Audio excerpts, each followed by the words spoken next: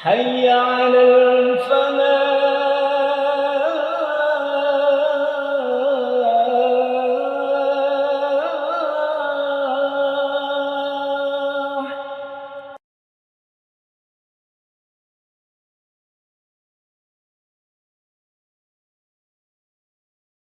Assalamualaikum warahmatullahi wabarakatuh.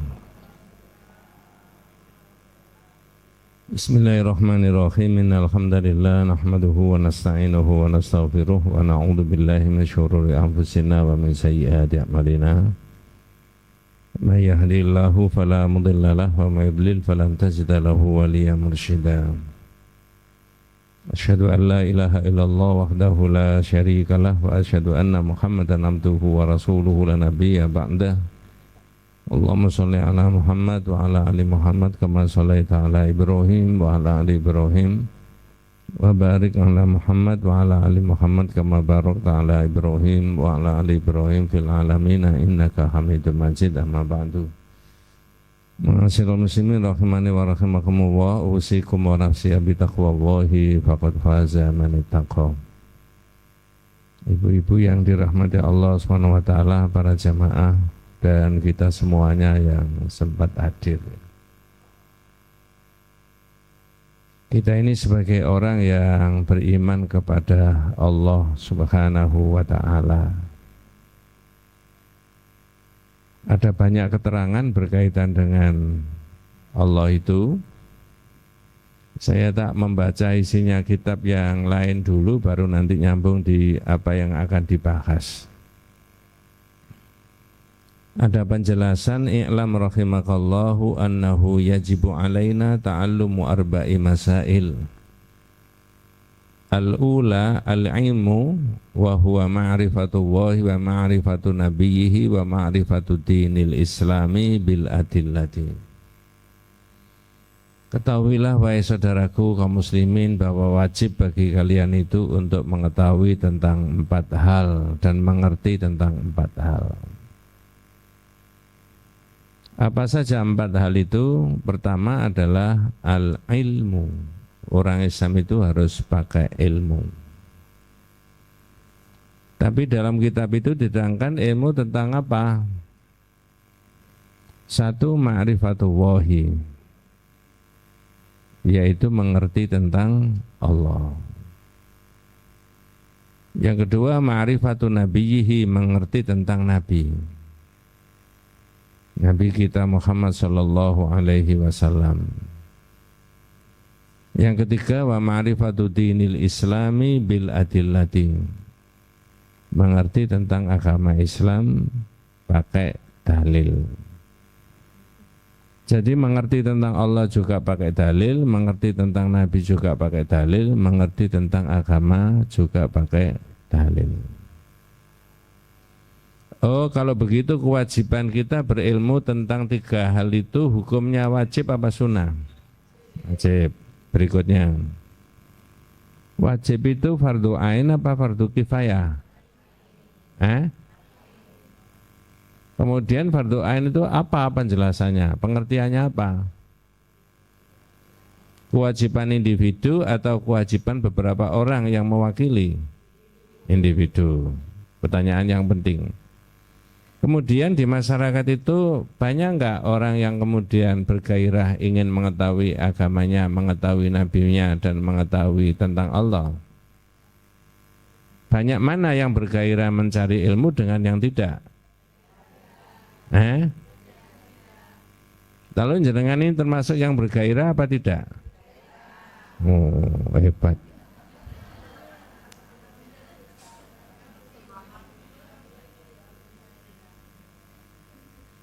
Saya sudah berkali-kali memberi contoh, kalau ada orang Islam nggak bisa nyopir mobil, nggak berdosa. Itu Pak, Grab aja lah Pak, ngel-ngel. Iya toh? Tapi kalau ada orang Islam nggak ngerti tentang siapa Allah, siapa nabinya, siapa apa agamanya, terus gimana? Cara melaksanakan agamanya gimana? Ngerti maksud saya? Iya. Wabil khusus naudzubillah bukan karena saya yang mengajar ya. itu mengerti tentang tauhid. Wa a'zamu ma amarallahu bihi huwa at-tauhid. Sebesar-besar yang diperintah oleh Allah itu tauhid itu. Jadi bukan sholat, bukan puasa, bukan haji, bukan umroh, bukan rihlah. Ya. Tapi tauhid. Nah, itu loh. Itu asasul Islam. Itu merupakan dasar dari agama Islam. Nah, kemudian pengetahuan kita tentang Allah itu menurut dilala dalil-dalil menyangkut 4 hal. Dengan dan saya itu mengerti Allah itu ada, itu menyangkut 4 poin yang berkaitan dengan Allah. Itu bukan membagi-bagi kekuasaannya Allah, enggak. Pertama, ya, al-imanu biwujudillahi.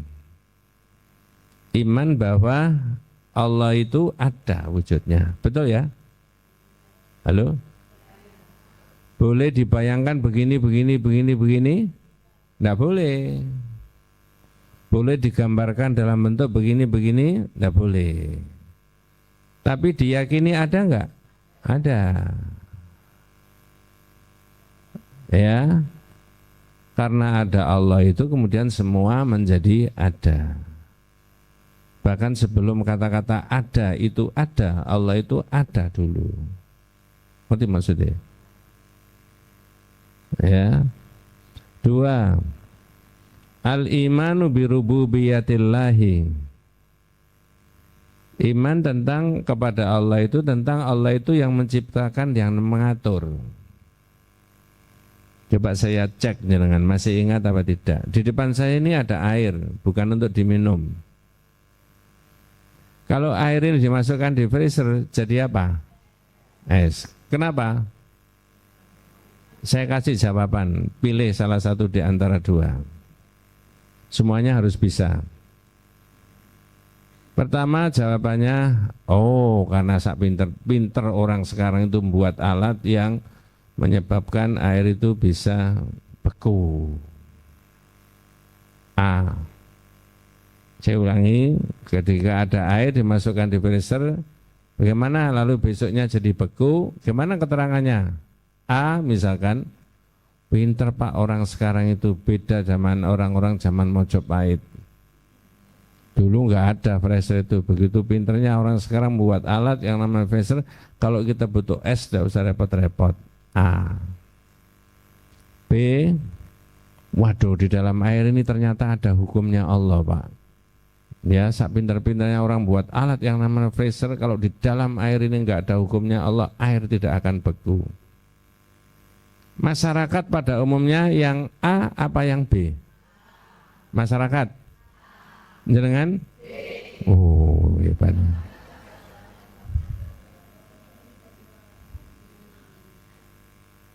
Kalau A yang diagung-agungkan siapa? Otaknya manusia itu. Sekarang ini, makanya sebenar ngaji tauhid ini. Otaknya manusia. Tapi kalau yang B gimana? Yang diagung-agungkan siapa? Allah. Sepinter-pinternya orang membuat alat yang namanya freezer, teknologinya sangat amat maju, kolaborasi Jerman sama Jepang misalkan ya. Kalau di dalam air nggak ada hukumnya Allah, maka air tidak akan beku. Guru-guru fisika pikirannya harus dirubah semuanya itu. Betul itu. Ya, saya ngomong di guru-guru saya ngomong kan begitu. Kalau saya mengatakan bahwa karena pinternya orang buat alat yang namanya freezer itu mendegradasi agama itu, merusak akidah. Betul Bu ya? Iya. Nah, kalau adik-adik ini remaja-remaja putri mau jadi guru, mau jadi siapa saja, caranya pakai akidah dulu yang kuat, baru yang lainnya mengikuti nanti. Betul ya? Itu namanya al-imanu birububiyatillahi. Itu kalau saya kaitkan dengan Asmaul Husna, semuanya dipancari oleh Allah dengan Asmaul Husna itu. Panjenengan dan saya dari rumah sampai ke sini selamat, iya kan? Asmaul Husnanya yang mana? Yang dipancarkan kepada kita oleh Allah itu. Kesuwen langsung aja saya. Assalamu, yang maha memberi keselamatan. Iya toh? Jangan karena motornya, jangan karena drivernya, jangan karena rambu-rambu lalu lintasnya. Untung ada rambu-rambu lintas, makanya saya selamat. Nah, coba. Ada orang ngomong gitu? Banyak apa sedikit? Orangnya ikut ngaji?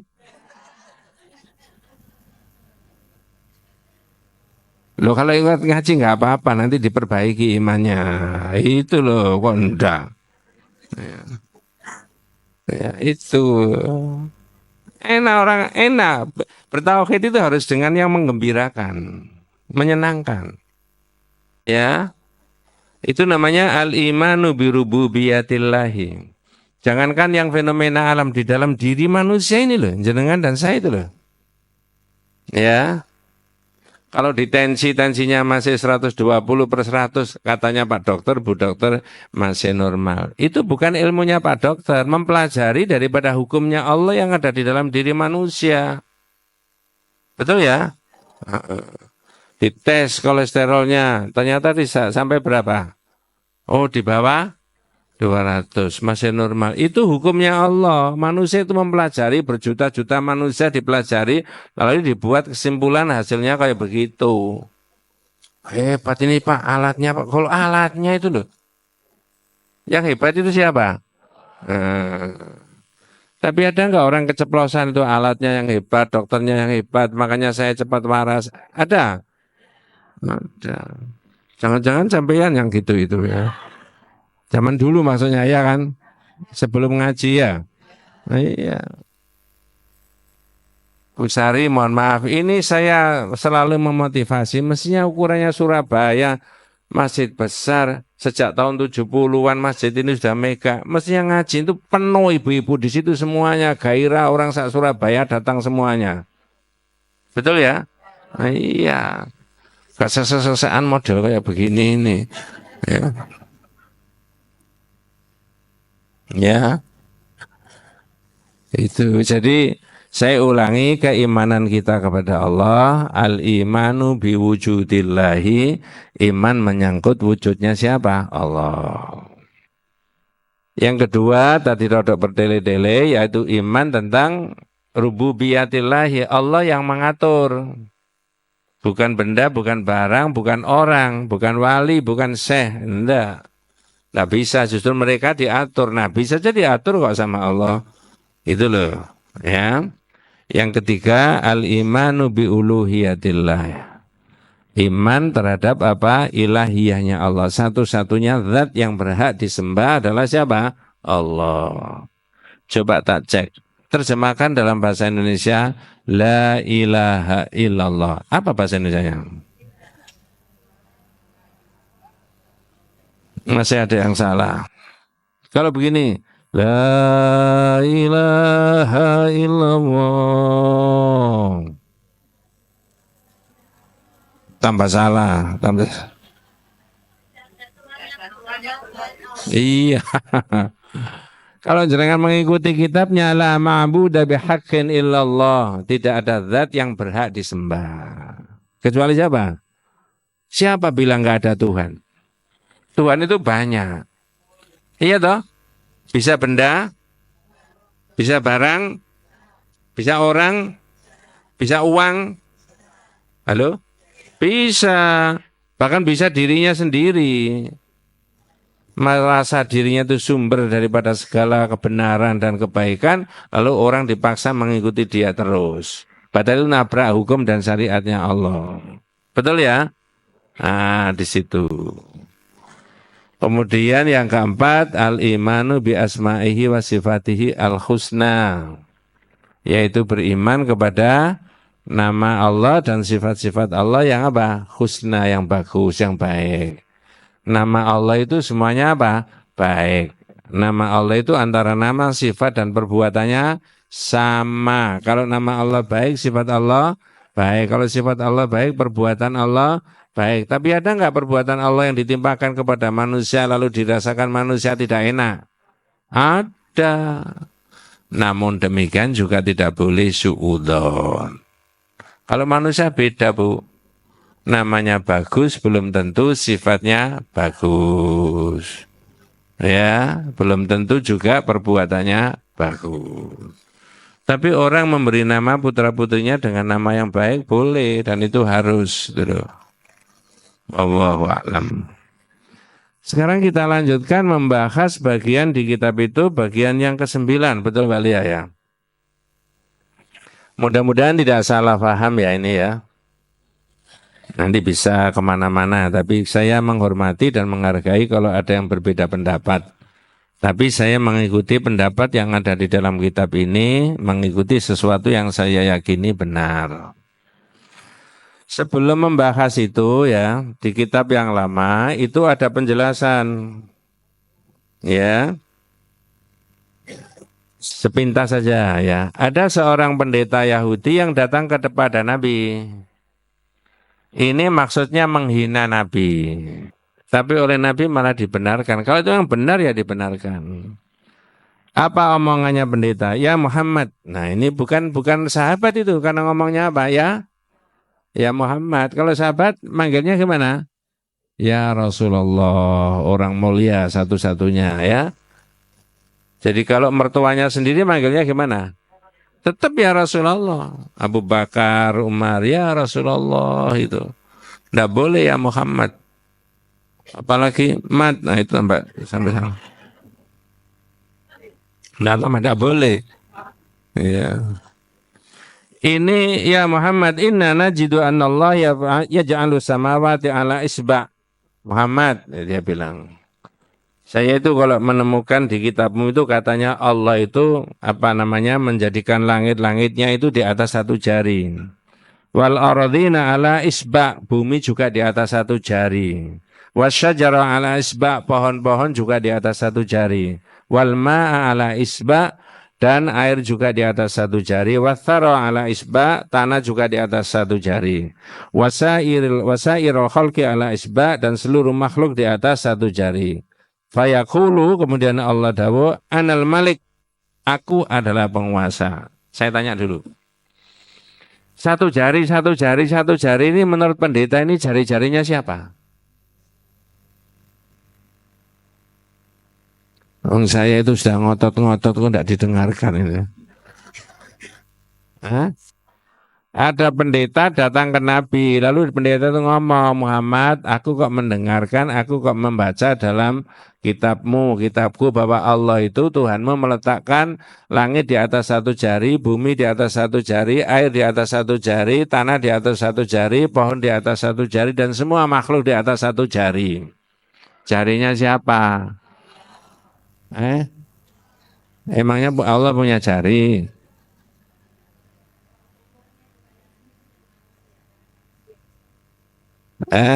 Iya. Bingung. Sementara bingung tidak apa-apa. Tapi apa reaksinya Rasulullah sallallahu alaihi wasallam? Fadhahikan Nabiyyu sallallahu alaihi wasallam. Lalu Nabi tertawa. Mendengarkan omongannya siapa tadi? Pendeta. Tertawa, ya. Hatta badat nawajiduhu, sampai giginya Rasulullah itu kelihatan. Mengapa kok tertawa? Ya, tasdiqan liqaulil habar. Itu membenarkan ucapannya pendeta. Benar Mas, sama dengan begitu loh kira-kira kalau cara Jawa. Omongan sampean itu benar. Summa qara'a. Kemudian Nabi membaca ayat Al-Qur'an. Nanjenengan titeni, lihat Al-Qur'annya. Di mana Al-Qur'annya itu? Al-Qur'annya berada di surat Az-Zumar. Nah, coba dicocokkan. Ayat 67. Surat Az-Zumar itu surat yang keberapa? 39. Surat 39 ayat 67. Sebelum dibaca saya ulangi nanti, ya. Saya ulangi lagi. Yang datang kepada Nabi Muhammad sallallahu alaihi wasallam tadi siapa? Pendeta. Lalu pendeta tadi ngomong, kalau dalam bahasa kita seperti itu tadi. Ya, semuanya kok di atas satu jari. Reaksinya Nabi tadi apa? Tertawa, mesem. Ya, mesemnya itu sinis atau membenarkan ucapannya pendeta? Membenarkan. Padahal niatnya pendeta tadi menghina. Halo? Apa tadi? Masa Tuhanmu itu gitu? Tuhan kok terus seberapa jarinya, kan begitu kan? Halo? Iya. Maunya begitu, tapi oleh Rasulullah masa dibenarkan. Kalau pakai bahasa kita, oh ya benar mas. Yang begitu. Nah terus dikuatkan dengan Rasulullah membaca ayat Al-Quran surat Az-Zumar ayat 67. Apa bahasa Indonesianya? Monggo. Nggih. Surah Az-Zumar 67. Nggih. Dan mereka tidak mengagungkan Allah sebagaimana mestinya, padahal bumi seluruhnya dalam genggamannya. Genggamannya siapa? Lanjut. Dalam genggamannya pada hari kiamat, dan langit digulung dengan tangan kanannya. Tangan kanannya siapa? Ya. Bisa dilihat nggak cara Allah menggulung langit? Tidak. Kalau sampean menggulung karpet bisa dilihat nggak? Mana Pak? Itu gulung karpet itu. Bisa dilihat toh? Di video bisa? Kalau manusia loh, bisa toh? Tapi kalau Allah, itu berarti pakai ilmu apa pakai iman? Yang bilang Allah menggulung langit dengan tangan kanannya siapa? Allah kan? Surat apa tadi? Ayat 67. Allah menggulung apa tadi? Dengan, emangnya punya tangan kanan? Kalau menurut Al-Quran ya apa? Punya. Halo? Iya. Tak potong dulu. Kalau kita ini sedang duduk begini ya. Ya. Ini ada mainan HP enggak? Enggak ada. Dosa.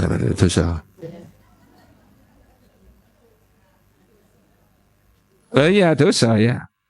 Kalau main buka HP ada ayatnya yang kaitannya dengan ini boleh. Ya. Kalau balas WA, kalau lihat YouTube tambah dosa double. Ya iya. Ya. Yang ngomong begitu itu Fauzan Al-Fauzan, saya profesor doktor ya. Jadi kalau ada ini selipin, ada Syekh Ustadz Kiai menerangkan dawuhnya Allah, itu sangat mulia sekali sumber hukum itu. Dawuhnya Allah, dawuhnya Rasulullah. Tapi dilawan dengan ada orang mau ngomong ini, itu nanti nggak penting. Ya, ini siapa saja nelpon saya pada waktu saya taklim pengajian tidak akan saya buka. Penting-pentingnya orang itu. Misalkan Anis nelpon saya tidak akan saya reken. Anis punaan saya maksudnya itu ya. Ada di Jember itu namanya Anis. Ya, Suudon namanya. Ya. Misalkan kita ini sedang ini ya, duduk begini ya. Tiba-tiba ada anak laki-laki datang. Tangan kanannya ini diperban. Terus ada orang tanya, Mas, tangan kananmu itu kena apa? Tangan kanan itu maksudnya apa? Tangan fisik loh, bukan yang kiri, betul ya? Anak itu duduk, sakit Pak, jatuh tadi di perban. Tiba-tiba ada datang lagi anak laki-laki yang lain lagi. Biasa anaknya tegap. Ada yang ngomong, anak ini tangan kanannya wali kota. Halo? Maksudnya apa itu? Tapi sama-sama disebut apa? Yang satu tangan kanan maknanya apa? Bukan yang kiri. Yang satu tangan kanan maknanya apa? Apa? Di dunia saja itu ada sebutan yang sama, tulisannya sama, bacaannya sama, tapi maknanya bisa beda hakikatnya. Apalagi manusia sama siapa tadi? Tidak tahu. Bingung. Terus gimana Ustaz? Jangan tanya. Ya, tentang Allah kok ditanyakan, tidak ada yang tahu. Taunya dari mana? Bil adillah, pakai dalil. Dalilnya itu tadi surat Az-Zumar. Allah punya tangan. Iya. Gimana? Oh jangan tanya kok gimana itu. Ya. Tidak boleh tanya tentang hakikatnya Allah tadi gimana. Sudah tak kasih perbandingan tadi. Di dunia ini ada sebutannya sama tangan kanan. Ya. Beda enggak hakikatnya antara tangan kanan yang diperban dengan tangan kanannya wali kota tadi? Beda loh. Nah. Nun sewu, ini coro Jawa. Orang mari goreng, pakai apa goreng? Wajan toh. Ada pinggirannya namanya apa? Bahasa Jawa, coro Jawa apa? Fungsinya kupingnya wajan digaya apa? Beda nggak sama kupingmu?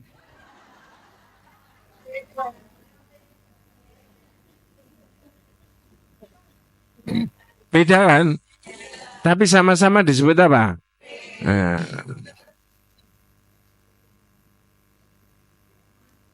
Ada sumur yang pinggirnya itu ada temboknya pinggirnya. Namanya apa itu? Bibir. Cara Jawane lambene sumur ambek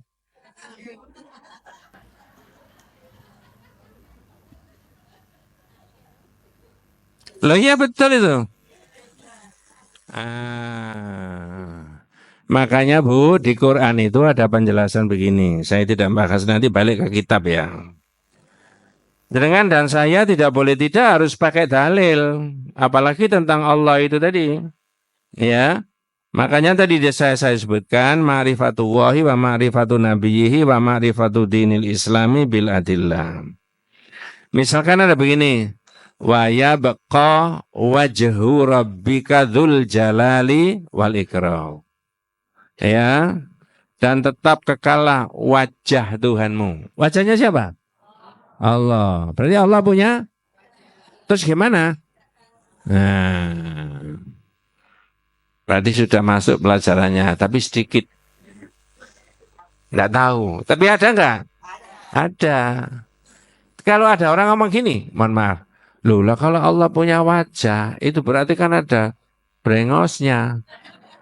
Itu pakai dalil apa pakai akal? Kalau akidah tentang Allah itu pakai dalil apa pakai akal? Wis manut aja.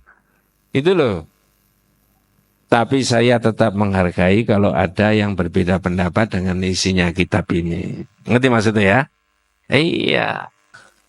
Mau diterjemahkan apa lagi? Wong zaman Nabi itu sudah ada ayat. Wa ya baqa wajhu rabbika dzul jalali wal ikram. Dan tetaplah wajah Tuhanmu. Tidak ada yang tanya sahabat. Tidak tahu terus wajahnya Allah itu gimana? Nabi enggak ada kok. Ya sudah biarin aja. Al imanu bihi wajibun. Iman punya itu tadi hukumnya apa? Wajib. Tangan kanan tadi juga begitu tadi. Ya. Kemudian ada lagi, nah ini yang kita bahas, Ar-Rahmanu 'alal arsyistawa. Silakan dibuka di kitab. Bagian berapa, Bu? Kemudian penjelasannya laqad waradat ayatu wa haditsu aqwalus salaf tathbutu al-uluwa lillahi. Banyak ada ayat-ayat dan hadis-hadis dan dawuhnya para ulama zaman dulu yang menetapkan Allah itu berada di mana? Di atas. Tapi jangan tanya, di atas mana Pak? Ini kalau ada tukang dandani, ini tukangnya mau, nduwur. Bisa dilihat? Bisa. Pak, mudunnya pakai apa? Tangga. Kalau ada hadis mengatakan Allah turun sepertiga malam, turunnya pakai apa? Hah? Nggak tahu. Ya. Nggak tahu itu bahasa Indianya. Kata bahasa Jakartanya, mana aku tahu. Bahasa Indianya.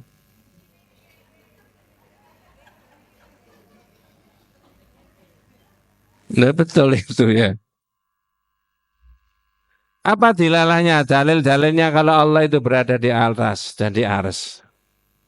Jadi model pemikiran daripada penulis kitab Tauhid yang ada di Tauhid ini mengajak seperti makna yang ada di dalam ayat itu tadi. Tidak boleh diintervensi menurut pikiran.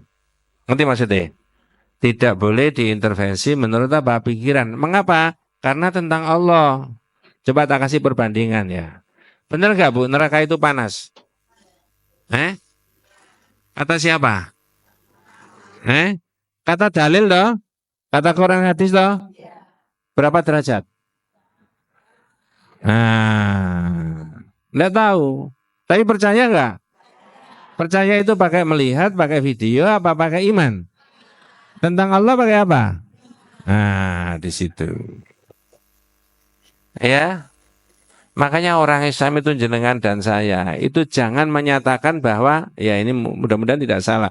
Jangan menyatakan dan meyakini, menginsafi betul bahwa kita ini miliknya Allah ketika pagi-pagi ada orang di masjid mengumumkan Assalamualaikum warahmatullahi wabarakatuh. Terusnya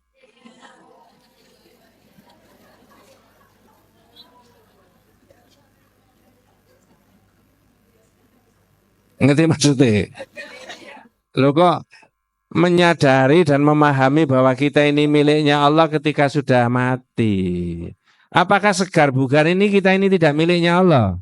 Iya, gitu loh. Coba itu difahami dan diyakini kemudian diamalkan dalam kehidupan sehari-hari. Ada orang kaya raya luar biasa, Pak, jenengan bisa kaya. Ini kan Allah Mas, kalau enggak bisa bukan karena saya, itu Allah yang menjadikan saya begini, itu semuanya miliknya Allah kok. Betul ya? Ini loh sewaktu-waktu bisa diambil. Jangankan ini harta benda sekian banyaknya. Ada sesuatu yang bernilai luar biasa yang saya tidak bisa gantikan dengan berapa miliar apapun. Nyawa itu loh miliknya Allah. Bener gak? Loh. Jangan ini miliknya siapa? Bisa dipanggil Allah sewaktu-waktu? Dalam waktu singkat?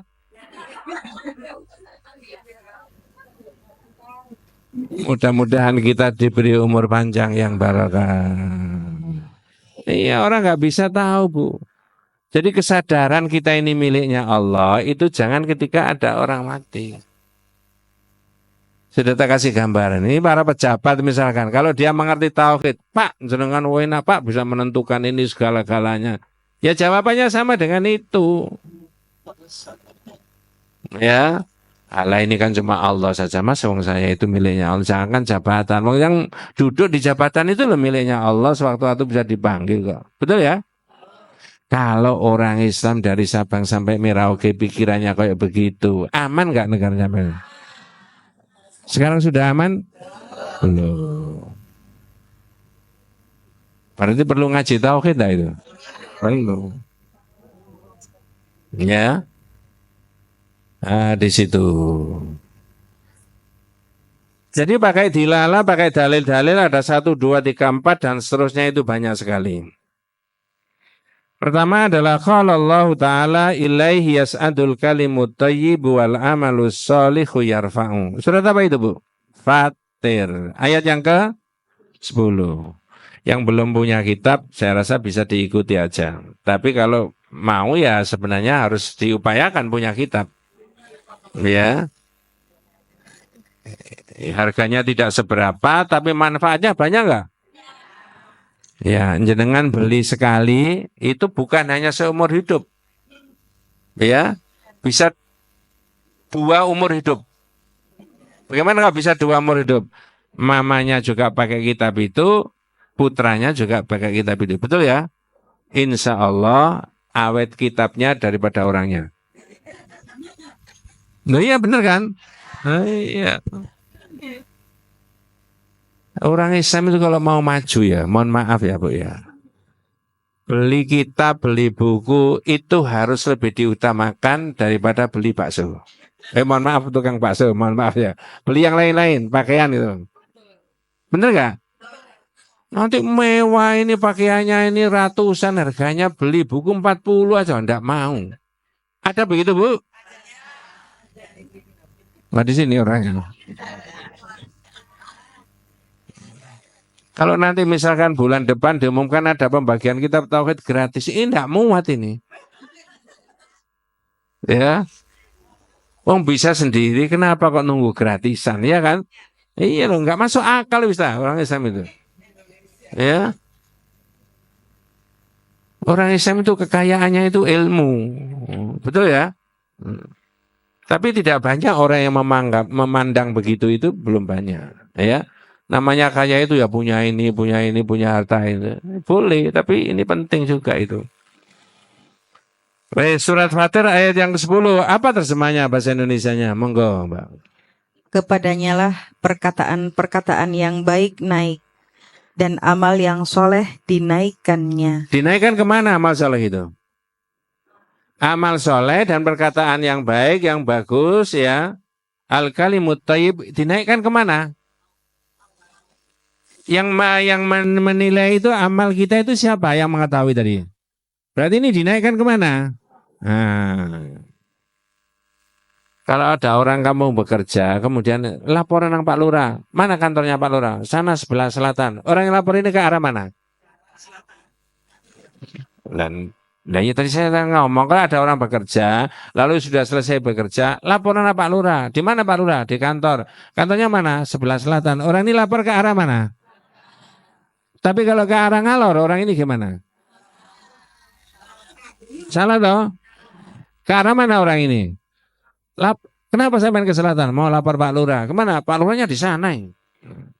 Bener gak?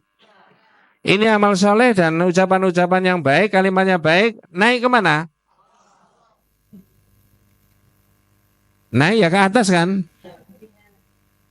Berarti posisinya di mana Allah itu di atas. Tapi bisa diketahui nggak di atas mana? Nah, di situ. Sebenarnya cuma itu pelajaran ini. Berarti sudah selesai kan? Kemudian yang kedua ya, qala Allah Ta'ala dzil ma'arij ta'rujul malaikatu warruhu ilaihi, surat Al-Ma'arij. Monggo. Yang mempunyai tempat-tempat naik, malaikat-malaikat dan Jibril naik menghadap kepada Roh. Ya, naik kemana? Nah itu tadi yang saya katakan, kalau ada tukang dandani talang, nanti tukang di atas, berarti bisa dilihat nggak? Bisa. Pak, sampai nanti turunnya pakai apa? Tangga. Bisa dilihat? Ini Allah jangan dipersepsikan kayak begitu. Halo? Ngerti nggak? Nah, di situ loh. Ini baru dilala dalil-dalil yang dimajukan gitu loh. Ya, dan ayat ini zaman Nabi sudah ada nggak? Zaman Nabi loh, ayat ini sudah ada. Ada nggak kira-kira sahabat yang tanya, terus gimana itu turunnya Nabi? Ada yang tanya begitu nggak? Nggak ada. Kemudian yang keempat aja, yang ketiga diloncati. Biasa maknanya sama dengan yang pertama dan yang kedua. Ar-Rahmanu 'alal 'arsy istawa. Monggo. Ar-Rahman itu termasuk nama sifat Allah nggak? Yang sering kita baca toh? Di surat apa itu? Alhamdulillahirabbil alamin, terus Ar-Rahmanir-Rahim. Di mana 'alal 'arsy istawa? Monggo. Yaitu Rob yang maha pemurah bersemayam di atas arsy. Ya, ay ala wartafa'a kama ja'a fi tafsir at-Tabari. Monggo. Dalam kitab Tauhid, Imam Al-Bukhari menukil dari Abu Aliyah dan Mujahid tentang tafsir Astawa. Istawa, ya istawa, monggo. Yaitu berada di atas. Ya, istawa. Istawa tadi mananya apa? Di atas. Ada dalilnya enggak kalau Allah itu di atas? Ya itu tadi yang dikemukakan tadi. Bisa pakai surat Fatir, bisa pakai surat apa tadi? Ma'arij ya. Bisa pakai surat apa? Toha. 6, nomor 6. Ini Bu, jenengan tidak pernah menangi Rasulullah Sallallahu Alaihi Wasallam, tapi kalau mendengarkan dari berbagai Pak Kiai di berbagai majelis taklim itu pidatonya Rasulullah sangat menyentuh. Di mana itu? Di Padang Arafah. Khataba Rasulullah Sallallahu Alaihi Wasallam yaum Arafah fi dzil hijjah fi hajjatil wada qailan ala ballaghtu qalu na'am yarfa'u asba'ihi ya asabi'ahu ila sama'i wa yunqibuha. Monggo. Rasulullah Ilaihim yaqulu Allahumma syhad. Monggo. Rasulullah berkhutbah pada hari Arafah saat haji wada seraya bersabda, Nggih. "Ingatlah, bukankah aku telah menyampaikan?" Mereka menjawab, "Ya, benar." Lalu beliau mengangkat menunjuk dengan jari-jarinya ke atas. Selanjutnya beliau mengarahkan jari-jarinya ke arah manusia seraya bersabda, "Ya Allah, saksikanlah." Jadi ini panjang ya. Tak tambahi tentang pidatonya Rasulullah yang di Arafah. Mudah-mudahan saya tidak salah membaca. Halo? Itu Nabi itu pidato luar biasa. Tahun berapa sih itu pidatonya? Jangan tahun gajah. Itu coba perhatikan. Ayyuhan nas hal tadruna ayyu yaumin hadza. Wahai sekalian manusia, ini yang ikut haji itu kan orang Islam semuanya kan? Tapi bahasanya pakai apa tadi? Nah, perhatikan, itu aja sudah ada maknanya itu. Yang ikut haji ini orang Islam semuanya, pakai ihram semuanya. Tapi dawuhnya Rasulullah, ayyuhan nas hal tadruna ayyu yaumin hadza. Wahai sekalian manusia, Anda tahu ini hari apa? Padahal tanggal 9 Dzul. Hari apa itu? Arafah. Tidak ada yang jawab, Bu. Dalam benaknya para sahabat, tuh ini mau diganti tawung hari Arafah kok ditanyakan sama Nabi. Tidak ada yang tanya lagi. Ayyuhan nas, hal tadruna ayyu syahrin hadza. Ini bulan apa? Coba. Bulannya apa? Dzul? Apa mau diganti? Enggak ada yang jawab. Tanya lagi yang ketiga. Ayyuhan nas, hal tadruna ayyu baladin hadza. Ini di negeri mana? Di negeri mana ini? Maka bukan negeri yang mana-mana. Tiba-tiba ada yang jawab. Al-yawmul haram ya Rasulullah. Asy-syahrul haram ya Rasulullah. Al-baladul haram ya Rasulullah. Nabi, ini kan hari haram. Ini kan di bulan haram. Ini kan di negeri haram. Betul ya? Baru Nabi menjelaskan, fa innallaha qad harrama 'alaikum dima'akum wa amwalakum wa a'radakum ka hurmati yaumikum hadza fi syahrikum hadza fi baladikum hadza. Sesungguhnya Allah mengharamkan darah sesamamu, harta benda sesamamu dan kehormatan sesamamu sebagaimana Allah mengharamkan harimu ini di bulanmu ini di negerimu ini. Itu jauh sebelum ada deklarasi PBB tentang hak asasi manusia. Mengapa para pakar muslim itu tidak merujuk Nabi? Ya, jadi yang meletakkan dasar terlebih dahulu tentang al-hukukul insaniyah, hak asasi manusia itu siapa? Nabi. Ya, bukan orang lain. Tapi kalau dipelajari di hukum tata negara seolah propencong ini, propencong itu, propencong ini, salah. Propencong ya. Propencong itu mungkin orang barasan. Ya harus Nabi gitu loh, ya kan? Iya, belum ada apa-apa, dunia masih gelap. Nabi sudah meletakkan dasar itu tentang hak asasi manusia. Bahwa darah sesama manusia itu tidak boleh diusik, walaupun ada orang lain yang tidak beragama Islam. Tidak boleh kita usik. Dia punya hak hidup. Betul ya? Nah, kemudian kehormatan harta benda juga begitu. Tidak boleh dirampas seenaknya itu. Ya. Karena hak hidup itu yang memberikan adalah Allah.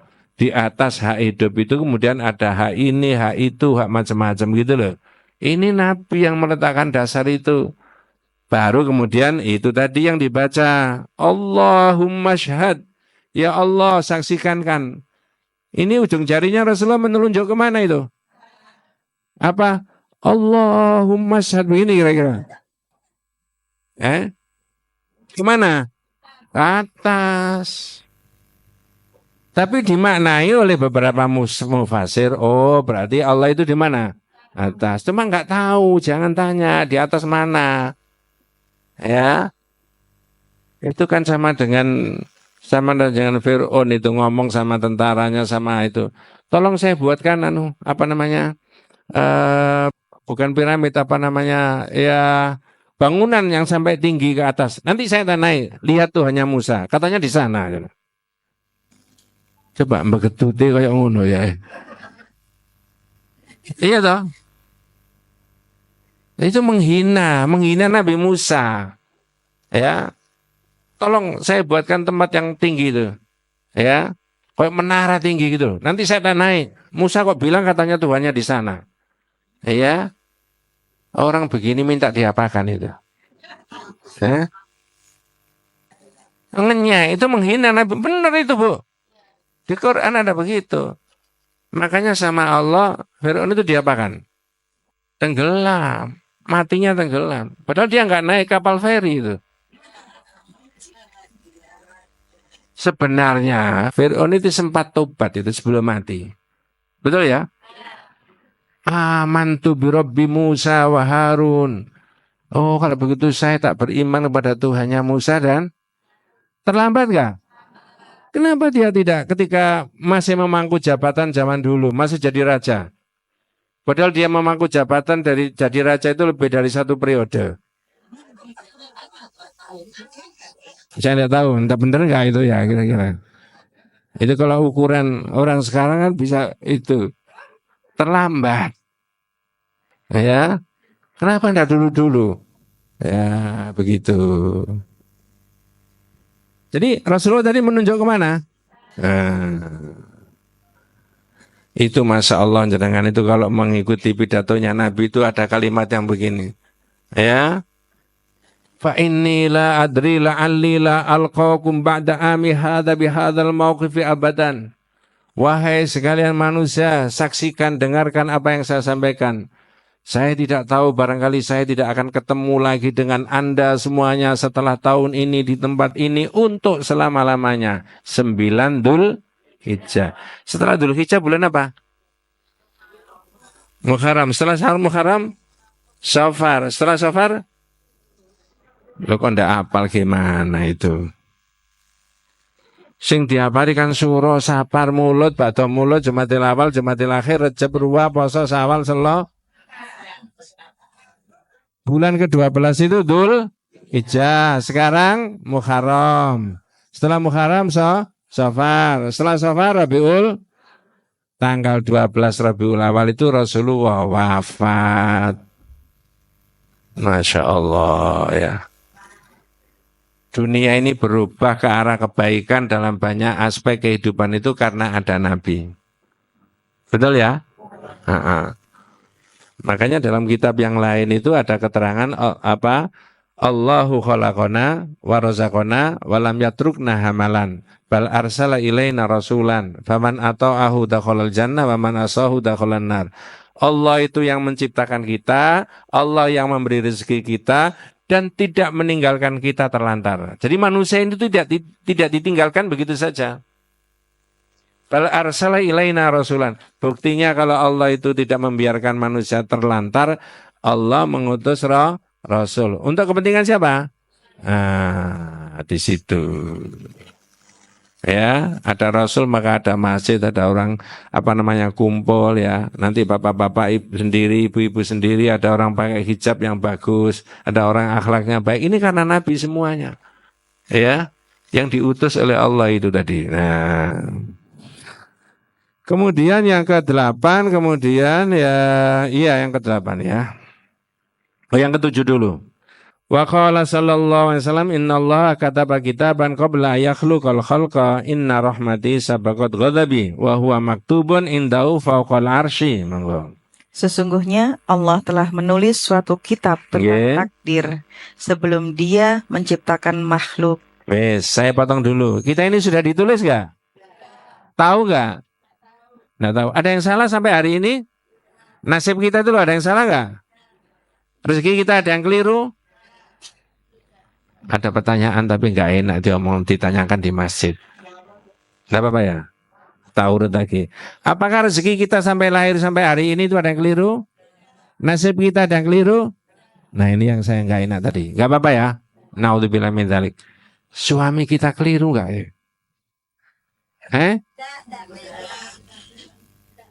Enggak keliru ya?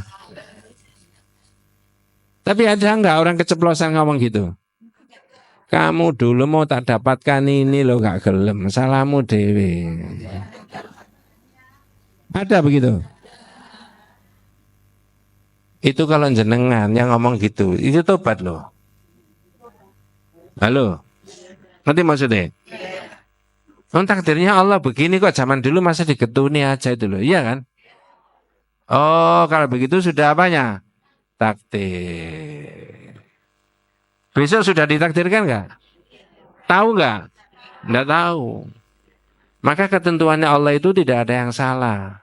Tadi kan sudah saya sebutkan nama, sifat, dan perbuatan. Kalau nama Allah baik, sifat Allah juga, perbuatan Allah juga baik.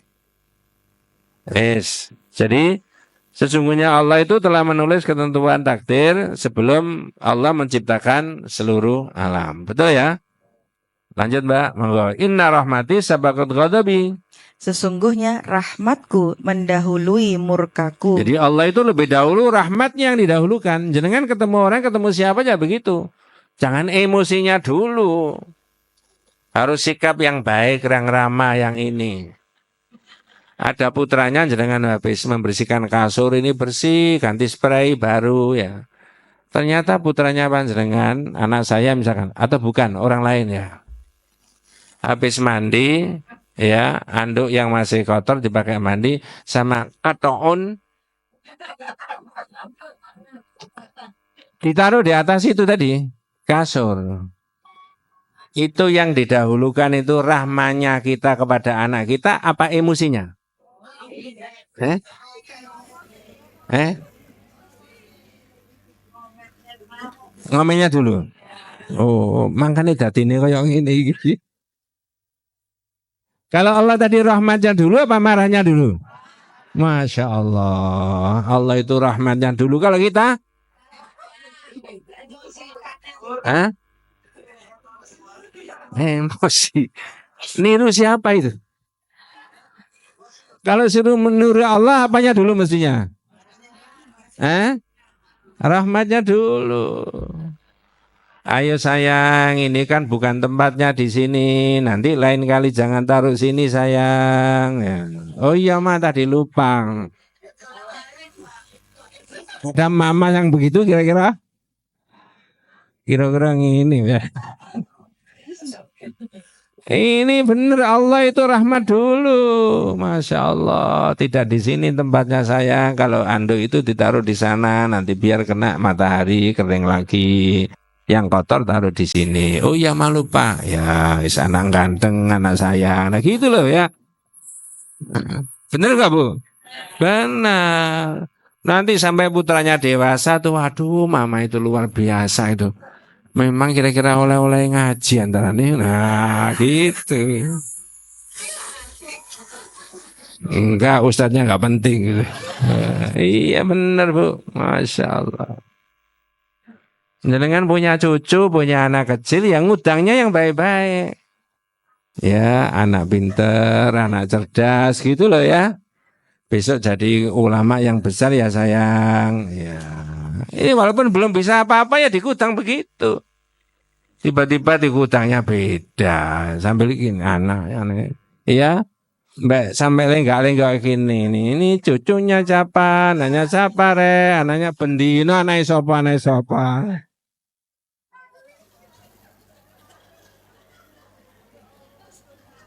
Lah iya tak Bu ya? Oh iya. Ini diingatkan lewat di pengajian itu. Dikutang yang baik, besok hafal Quran ya sayang. Loh gitu loh ya. Besok hafal hadis ya sayang. Besok jadi pemimpin yang soleh ya sayang. Gitu. Aneh copor ya, aneh copor. Bendina dikelodi aneh sopo.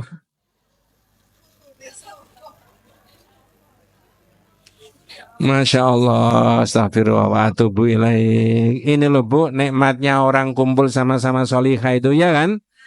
Coba. Masya Allah, ini kalau jenengan sebarkan kemana-mana ndak muat ini lama-lama ini masjid.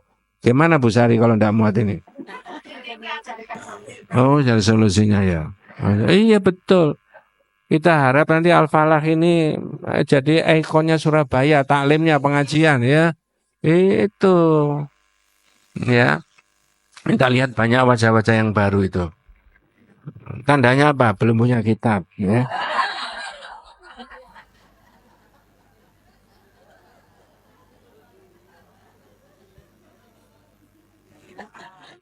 Tapi ada yang sudah punya ustaz tapi tidak bawa. Saya memahami juga namanya manusia itu kan tempatnya lupa, ya kan? Malaikat ya gak lalian. Masya Allah. Inna rahmati sabaqat ghadabi, rahmatku itu kata Allah mendahului apa? Murka. Berarti Allah yang didahulukan apanya? Rahmat. Kita harus berakhlak seperti akhlaknya siapa? Allah. Bu, sebesar-besar dosanya manusia, kalau orang itu tobat setobat-tobatnya, diampuni enggak? Bersih enggak? Makanya kalau Allah sudah enggak diingat-ingat orang begitu itu. Kalau manusia kan enggak. Benar enggak itu? Ya. Anaknya mau besanan sama anak, kon karo biyen bapak biyen.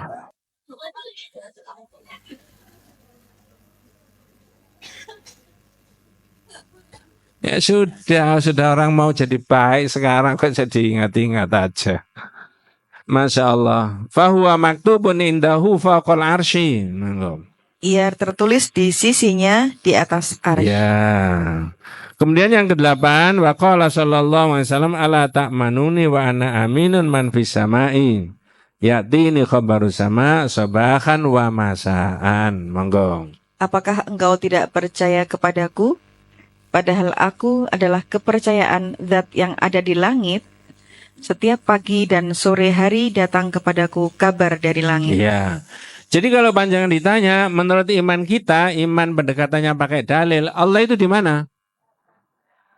Di atas wabil khusus di mana tadi? Di aras. Bisa diketahui enggak?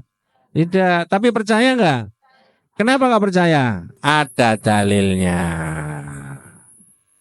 Ya sudah sampai di situ. Walaupun sebagian saudara kita umat Islam itu wis enggak usah bahas gitu, yang penting kita ya silakan. Karena tauhid kita enggak begitu. Tauhid kita itu membangun, tauhid kita itu menyantuni orang. Iya boleh, itu juga bagian dari tauhid, ya kan? Karena orang Islam itu inna sholati wa nusuki wa mahyaya wa mamati lillah. Yang tengah tadi ada wa mamati, wa mahyaya, hidup itu ya kan? Lah hidup ini kita kan punya segala-galanya kan. Waktu punya, tenaga punya, pikiran punya, rumah punya, kendaraan punya, uang punya, relatif toh. Itu semuanya dipakai untuk siapa? Allah. Jadi tidak ada yang muspro gitu loh. Boleh. Jadi ada tauhid yang memahami bahwa oh jangan bahas gitu-gitu. Nggak, ini ilmu bisa dibahas supaya tidak keliru. Kan begitu kan? Tapi mau diimplementasikan tauhid itu menyantuni orang. Boleh nggak? Boleh. Tauhid itu ibadah kepada Allah, iya. Tauhid itu membangun masjid, betul nggak? Tauhid itu memberi pencerahan supaya adik-adik anak-anak kita itu tidak salah pemahamannya. Masa Tuhan kok membusuk? Ada nggak orang pikiran begitu? Jangan. Itu sama dengan tahun 64, 63. Ya. Tuhan telah apa? Mati. Ternyata ada banyak itu apa? Waktu itu PKI yang buat begitu-begitu itu, ya, Gusti Allah sunat. Jadi katanya zaman dulu ya betul itu PKI itu menghina Islam itu. Tidak menutup kemungkinan sekarang itu namanya bukan PKI tapi menyusupkan pikiran-pikiran yang salah. Halo? Menyusupkan pikiran-pikiran yang salah lah supaya tidak salah maka ikut taklim pengajian. Salah satunya di situ, betul ya? Nah, gitu. Masya Allah. Kemudian sekarang kita coba nomor 10 aja, nomor 10 aja. Qala Asy-Syafi'i, Imam Asy-Syafi'i, inna Allah Ta'ala ala arsyihi fi samaihi yuqarrib min khalqi kaifa syaa wa anna Allah yanzilu minas sama'i dunya kaifa syaa. Monggo. Imam Asy-Syafi'i berkata, sesungguhnya Allah bersemayam di atas arsy-Nya di langit. Ya, terus? Dia mendekati makhluknya sekehendaknya. Terus? Dan Allah turun ke langit dunia dengan sekehendaknya. Iya. Berarti Allah turun sepertiga malam kan? Sekehendaknya. Kehendaknya siapa? Kalau ada pertanyaan begini, lah kalau Allah turun dari langit turun ke bumi, berarti arsy-Nya Allah kosong. Halo? Itu pakai dalil apa pakai akal? Kalau pakai dalil, gimana? Mbak, katanya sama udah ngaji, iya. Allah itu turun dari langit itu ke dunia, iya. Terus gimana? Jangan tanya, mana aku tahu. Bener nggak? Iya. Loh kalau Allah turun berarti arasnya kosong. Itu kan sampean mas. Kalau sampean turun arasnya kosong. Kalau sampean kursinya kosong. Kalau sampean duduk di kursi sampean pindah berarti kursinya kosong. Betul ya?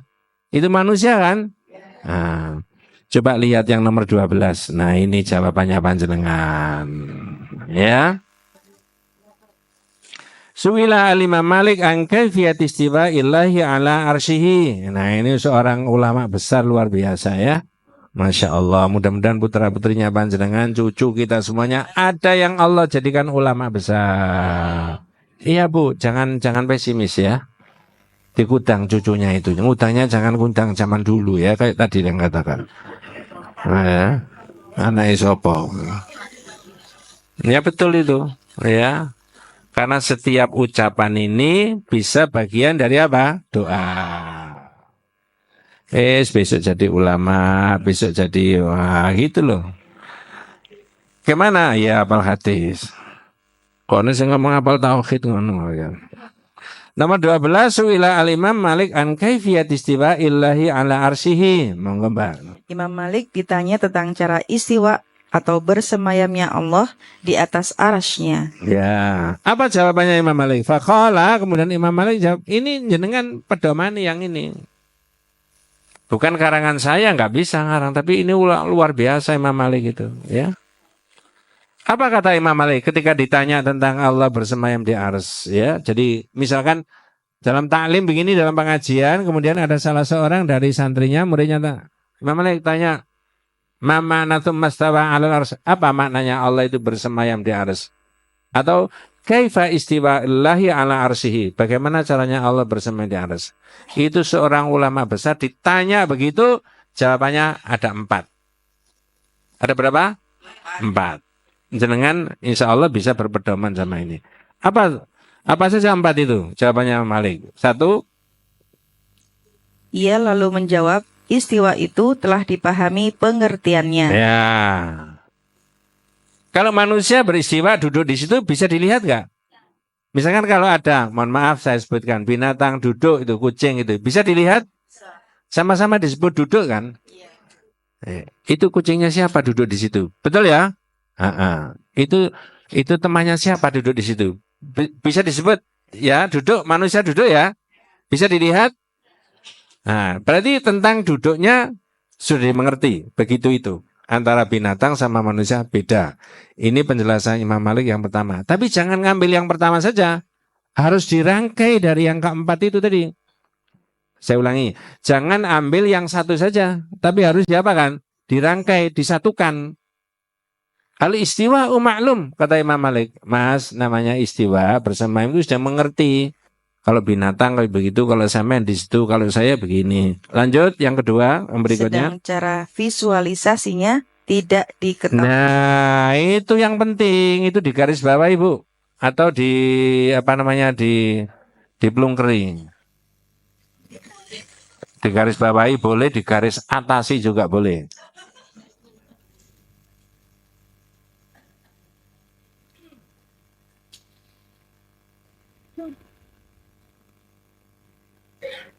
HP saya itu 24 jam kali sekian tahun tidak pernah bunyi. HP saya loh ya. Ya. Memang nggak pernah bunyi. Getar aja enggak. Berisik. Terus gimana Ustaz kalau ada orang telepon? Tak telepon balik. Gitu aja. Ya, coba bayangkan. 2.000 orang sholat jamaah. Misalkan ada 500 saja yang nggak dimatikan. Ya, itu kemudian pas sholat Jumat, ya, pas ruku, pas sujud, 500 orang tadi HP-nya bunyi, orang nelpon kan nggak ngerti, mungkin orang itu sudah selesai Jumatan atau orang itu tidak Jumatan punya nelpon ya, bunyi nggak kira-kira? Ya. Kapan hari kan sudah tak pernah ceritakan itu. Rapat ini, ada orang sudah sepuh-sepuh rapat itu. HP-nya dimasukkan di sakunya itu bunyi. Lagu. Betul itu. Udah dewasa. lirikan matamu benar itu. Masya Allah. Rapat, saya masih ingat itu. Di sepanjang orang masih ada itu. Diambil, kan gopo gak bisa mata ini kan. Tambah bunyi lagi. Oh senyumanmu. Ya Allah.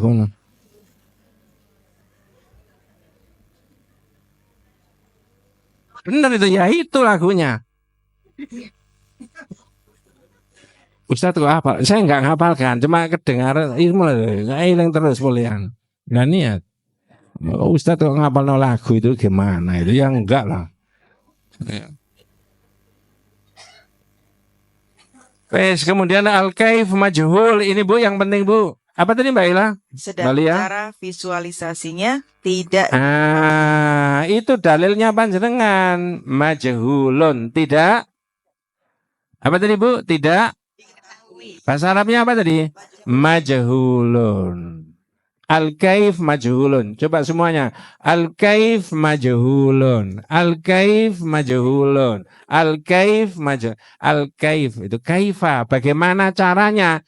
Tidak diketahui. Jangan tanya. Gitu loh maksudnya. Halo? Tapi bersemayamnya tadi sudah dimengerti nggak? Membaca. Terus caranya gimana? Jawabannya? Nggak tahu. Bahasa Arabnya? Al-kaif majhul. Majhul. Sampai emosi saya. Majhul. Tidak diketahui. Ya. Saya itu pernah sekali tempo ya. Ini mohon maaf ya, bukan riya. Mendengarkan pengajian di Masjidil Haram. Jadi di Masjid Nabawi, Masjidil Haram itu kan banyak pengajian, bahasanya macam-macam kan. Ada kalanya mahasiswa Indonesia di sana itu diberi kesempatan memberi pelajaran. Tapi jamaahnya ya orang Indonesia yang haji dan umrah itu. Nah itu ada yang tanya itu, tapi bukan bahasa Arab. Pas yang haji orang Arab. Tanya tentang kaifa istiwa illahi ala arsyihi. Bagaimana caranya Allah bersemayam di ars? Ya itu jawabnya seperti ini. Majhul, tidak diketahui.